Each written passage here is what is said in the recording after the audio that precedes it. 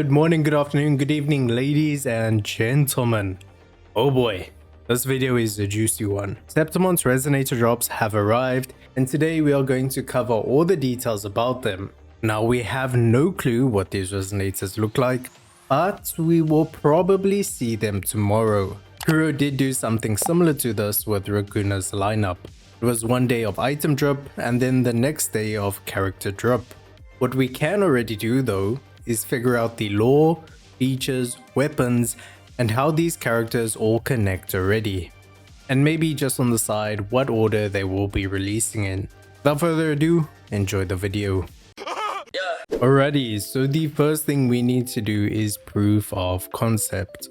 Now, if you've watched some of my previous videos, then you'll know some examples that prove this concept. But for everyone new here, and for old-time viewers, we're going to do two fresh examples of the proof of concept to show that Kuro are taking characters or deities from Greco-Roman mythology and using them as inspiration for resonators and characters in Rinascita. The first one is going to be Phrolova proving that the Avenolium Theologis Seminary is inspired by Greco-Roman mythology. In this mythology, we have Helios, who was the divine keeper of the winds and the king of the mythical floating island known as Aeolia. On this mythical floating island, he kept the violent wind storms or storm winds locked safely away, or in other words, he sealed them up. These violent storm winds were known as the Anemo, and they were most often depicted as horse-shaped gods or spirits. And the location of Aeolia, so the mythical floating island, was in Tartarus. And Tartarus is the deepest layer of the underworld, so that's just something to remember for later in this video.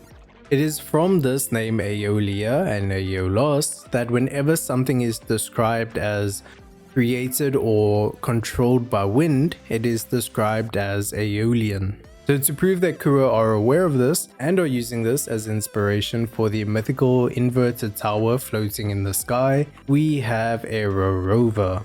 If you have a look at Phrolova's outro skill, you create the Aeolian realm. So Kuro are definitely aware of Aeolia, Aeolos, and the mythical floating island, and that is how they've created the Avenolium Theologis Seminary. The second example I want to give that's more relevant to the Septimont characters is Cantarella. Now, Cantarella is a mixture of Poseidon and the river goddess Styx. Poseidon, who a lot of us know, was the Olympian god of the sea, earthquakes, floods, droughts, and horses. And to explain droughts, basically if you made him angry, he took all the water away from your land. The Roman name for Poseidon is Neptune. And if we have a look at the name for Cantarella's banner, it's called Neptune's Lullaby.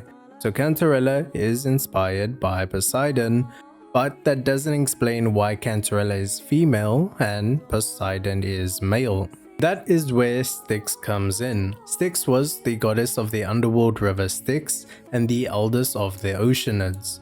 She was also the spirit personification of hatred. And here they use the word daemon, and in Wuthering Waves, they spell it D-A-E-M-O-N in Shakona's Golden Anthem story. I'm not going to spoil that story or go into it because it just recently released. But what this goes to show is that Kuro are using Styx and Poseidon for two characters to inspire one character, being Cantarella. Back in the day in ancient Greece, they didn't really have iPhones and cameras, so this is more of a modern appearance of Styx, and here they've given her a purple and black dress billowed around her like volcanic smoke.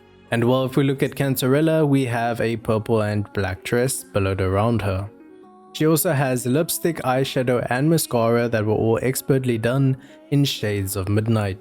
And Cantarella, she has lipstick, mascara and eyeshadow, but not really in shades of midnight. What this goes to show is that Kuro take two characters from Greco-Roman mythology and add their own unique twist to it to make one character. And this is what leads us to these Septimont characters. The first bit of drip showcase was Moon, and it's got these golden leaves over here. If you look at the animation from the trailer, you'll also see a crescent moon. And if we turn to Greco-Roman mythology, the goddess of the moon is Selene, otherwise known as Luna. She was most often depicted wearing a crescent moon on her crown and had a starry kind of cloak on her. Now here you can read a whole bunch of stories about her, but what we're saying is that moon here is inspired possibly by Selene. Now there are other deities from Greco-Roman mythology that are associated with the moon, but Selene was specifically embodied or depicted as the moon. The moon haunts you! Some of the other goddesses include Elethea, who we think is partially inspiration for Thea, Hecate, who is Phrolova, Artemis, who we'll get to, and Hera, who is again part of Thea. If we look at Artemis, we have the Olympian goddess of hunting. Now Artemis is Olympian and Selene is Titan, so Artemis is in a generation that's more powerful than Selene's generation. The part I want to highlight about Artemis is that she was usually depicted as a girl or a young maiden with a hunting bow and a quiver of arrows. And her Roman name is Diana, and she was sometimes known as Phoebe, and yes, this is the same Phoebe that inspires our Phoebe as an oracle. The other part I want to highlight about Artemis is that she has a twin brother named Apollo, but we'll get to that in a bit. The other person that is sometimes associated with the moon, and more so nighttime, is Asteria, the goddess of falling stars. She was the mother of Hecate, so Phrolova's alter ego. For this resonator titled Moon, we have Selene, who is the major key or major inspiration, and then we have Artemis, who has a minor association with the moon, but a major association with the bow, and Asteria, who is the mother of Hecate and also has association with the moon and nighttime. Now the crazy part is, we can prove that Kuro are well aware of this, and we're not just thumb sucking this out of the air to make a video. So everything we've put together about Moon is already being used by Kuro Games in their other title, PGR. Like we said, Artemis is a bow user. In PGR we have two bow users, Bianca and Alyssa. Both of these characters have blue or some resemblance to the moon. And the craziest part is that Alyssa has everything we described. She's a bow user, and the name of her signature weapon, or like best in slot bow, is Astrea or Asteria. But wait, there is more. If you go to gallery and have a look at one of the alternate coatings, so this is basically skins, and if you have a look at this, does this not remind you of someone? Phrolova, right? Whose alter ego is Hecate, and Hecate's mother is Asteria, and Asteria is the name of Alyssa's weapon, who is a bow user, who would be Artemis, all of this relating to the moon and the night. The moon haunts you! The next reveal was titled Sun, and on the image you can see there is a little sun that is shown there, and from the trailer itself you can see it maybe a bit better. Now Selene, who is the goddess of the moon, has a brother, and that brother is Helios, the Titan god of the sun, the guardian of oaths, and the guardian of sight. He stayed in a golden palace, keep that in mind, and he was most often depicted crowned with the aureole of the sun. And so if we go frame by frame in the trailer, we'll see a golden-like palace, again reference to Helios, and a half aureole of the sun, the bottom half. So it looks more likely that Helios and Selene are the references for sun and moon. Now, Helios is also depicted as a handsome, usually beardless man, and Helios is sometimes identified or associated with Hephaestus. Hephaestus, who is the creator of Achilles' shield, or in Wuthering Waves terms, that would be the creator of Zarne's shield. I have a full video that actually explains this. Now the biggest cherry on top, to prove that Helios and Selene are both being used as reference in the game already, if you look at the Broadblade 4-star, it is called Helios Cleaver.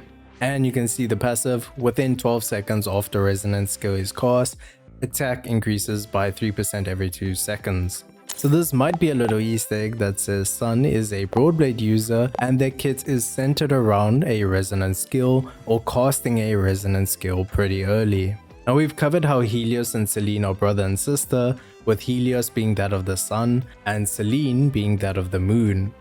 Well, if you go and have a look at the sword, it is called rinascita, and Luna, who we covered, is the Roman name for Selene. So this provides a basis for moon and sun to be related as brother and sister, or brother and brother, or sister and sister, because Cantarella is inspired by Poseidon but depicted as Cantarella a female. So we could have gender swaps anywhere because it's not a one-to-one inspiration. The other Greek god that is often associated with the sun is Apollo. Another thing about Apollo is that he's Artemis's brother, and he also has a wreath or a laurel and a bow. So again, another possibility for a character to have a bow, but because we see a greatsword, I'm thinking more of Helios' cleaver. So just to summarize, Helios would be the major key inspiration for sun. Apollo would be the minor inspiration because he is associated with the sun and has a bow, and even wears a laurel or a wreath. And the little part that flows into Phrolova and connects to Phrolova is Lycoris. Now Lycoris is a name that originates from ancient Greece. The first use for the name was for a nymph who captivated the heart of Apollo. Now a nymph is a few generations after the Titans. So the nymph Lycoris captivated the heart of Apollo.